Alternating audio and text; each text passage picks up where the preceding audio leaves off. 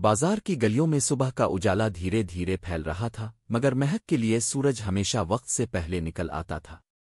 آج بھی وہ اندھیرے میں الفاٹے کر وضو کرنے چلی گئی۔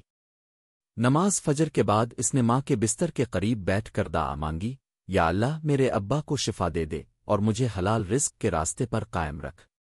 مہک کی عمر صرف 19 سال تھی، مگر حالات نے اسے زندگی کی وہ سمجھ دے دی تھی جو اکثر لوگوں کو عمر بھر نہیں آتی۔ اس کا باپ جو پہلے ایک چھوٹی سی دکان پر کام کرتا تھا، کچھ ماہ پہلے فالج کا شکار ہو کر بستر سے جا لگا تھا۔ ماں بھی کمزور اور بیمار رہتی تھی۔ اب تمام ذمہ داری مہک پر آن پڑی تھی۔ محلے کے کونے پر ایک چھوٹی سی بیکری تھی جہاں مہک نے کام کرنے کی درخواست دی۔ مالک سخت مزاج مگر ایماندار آدمی تھا۔ اس نے مہک کو دیکھتے ہی پوچھا، کام آتا ہے؟ مہک نے سر جھکا کر جواب دیا، نہیں لیکن سیکھ لوں گی، بس حلال کمانا چاہتی ہوں۔ مالک نے تھوڑا سوچ کر اسے آزمانے کا فیصلہ کیا۔ یوں مہک کی محنت کا سفر شروع ہوا۔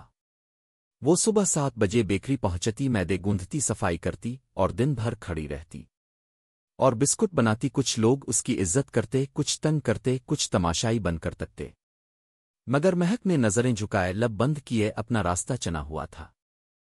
اکثر جب وہ گھر واپس آتی تو اس کے پاؤں سوجے ہوتے، ہاتھ جلنے سے لال ہوتے، مگر ماں کے سر پر ہاتھ رکھ کر کہتی، اماں آج میں نے 30 روٹیاں بنائیں، سب خوش تھے۔ کبھی کبھی ماں کہتی، بیٹی لوگ تمہیں گھورتے ہیں، باتیں کرتے ہیں، کوئی امیر مرد اگر کچھ دے دے تو ہمارا بھی بھلا ہو جائے۔ مہک کی آنکھوں میں آنسو آ جاتے، مگر لبوں پر وہی نرمی، اماں جو اللہ نے لکھا ہے وہی ملے گا، کسی غلط در سے رزق آیا تو وہ روٹی نہیں زہر ہوگی۔ ایک دن بیکری میں ایک نوجوان آیا، سفید لباس، آنکھوں میں ٹھہرو، باتوں میں شرافت۔ اس نے بسکٹ خریدے اور جاتے وقت پیچھے مار کر مہک کی طرف دیکھا، پھر نظریں جھکا لے۔ روز آنے لگا، بسکٹ لیتا، سلام کرتا اور چلا جاتا۔ مہک نے کبھی اس کی آنکھوں میں نہیں دیکھا، لیکن اس کے سلام میں کچھ تھا جو دل پر لگتا۔ چند دن بعد بیکری کے مالک نے مہک کو ایک طرف بلایا، بیٹا وہ لڑکا جو روز آتا ہے، اس کا نام ولید ہے، میرا بھانجا ہے، مدرسے میں پڑھاتا ہے، گھرانے کا شریف بچہ ہے، اس نے تم سے نکاح کی خواہش ظاہر کی ہے۔ مہک کے دل میں جیسے طوفان آ گیا، ایک پل کو لگا جیسے سب سن ہو گیا ہو۔ پھر نظریں جھکا کر بولی، چچا میں غریب کی بیٹی ہوں، میرے ابا بیمار ہیں، میرے پاس کچھ نہیں۔ چچا نے نرمی سے کہا، اسی لیے تو وہ تمہیں چاہتا ہے کہ تمہارے پاس سب کچھ ہے، تمہارے کردار کی دولت، تمہاری غیرت، تمہاری محنت۔ گھر جا کر مہک نے ماں باپ کو ساری بات بتائی۔ ماں نے آنکھوں میں آنسو لیے کہا، بیٹی اللہ نے سچ کہا، جو اس پر بھروسہ کرے وہ اسے وہیں سے عطا کرتا ہے جہاں اس کا گمان بھی نہیں ہوتا۔ نکاح کی چھوٹی سی تقریب مسجد میں ہوئی۔ ولید نے پہلے دن ہی کہا، مہک تم وہ چراغ ہو جو اندھیرے میں بھی روشنی دیتا ہے، تمہاری محنت اور حیا نے مجھے تمہارا دیوانہ بنایا۔ نئی زندگی کا آغاز ہوا، مگر مہک نے کام نہیں چھوڑا۔ بس اب وہ بیکری نہیں، گھر میں بچوں کو قرآن پڑھاتی تھی، شوہر کے ساتھ دین کی راہوں پر چلی، اور وہی سادگی، وہی حق اس کا زیور بنے رہے۔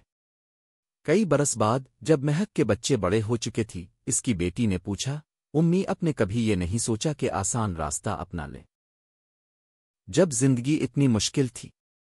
مہک نے بیٹی کے سر پر ہاتھ رکھا اور کہا، بیٹا جو عورت صرف اللہ سے ڈرتی ہے، اسے دنیا کے کسی در سے کچھ نہیں چاہیے۔ زندگی کی سب سے بڑی دولت یہ ہے کہ تم حلال کماؤ، صبر کرو اور کبھی اس دروازے پر نہ جھکو جو اللہ نے بند کیا ہو۔ بیٹی نے آہستہ سے ماں کے ہاتھ کو چوما اور کہا، امی اب میرے لیے سب سے بڑی مثال ہو۔ وہ رات قرآن کی تلاوت سے مہک نے ختم کی اور دل میں شکر کے آنسو تھے۔ وہ جانتی تھی ہر قدم پر جو کانٹے تھے وہی اسے جنت کے راستے پر لے جا رہے تھے۔ مہک کی زندگی ہمیں یہ سبق دیتی ہے کہ دنیا کی کوئی بھی تنگی، کوئی بھی غربت، کوئی بھی آزمائش اس وقت شکست نہیں دے سکتی جب انسان اللہ پر یقین رکھے، صبر کرے اور حلال کا دامن تھامے رہے، کیونکہ صبر کے بعد اللہ کی رحمت ضرور اترتی ہے، اور وہ رحمت بعض اوقات ایک خوبصورت جیون ساتھی، ایک پرامن زندگی اور آخرت کی نجات کی صورت میں ملتی ہے۔ اگر تمہیں بھی زندگی مشکل لگ رہی ہے تو مہک کی طرح ایک دعا مانگو، ایک سجدہ کرو اور یقین رکھو، کیونکہ اللہ کبھی کسی کے صبر کو رائیگاں نہیں جانے دیتا۔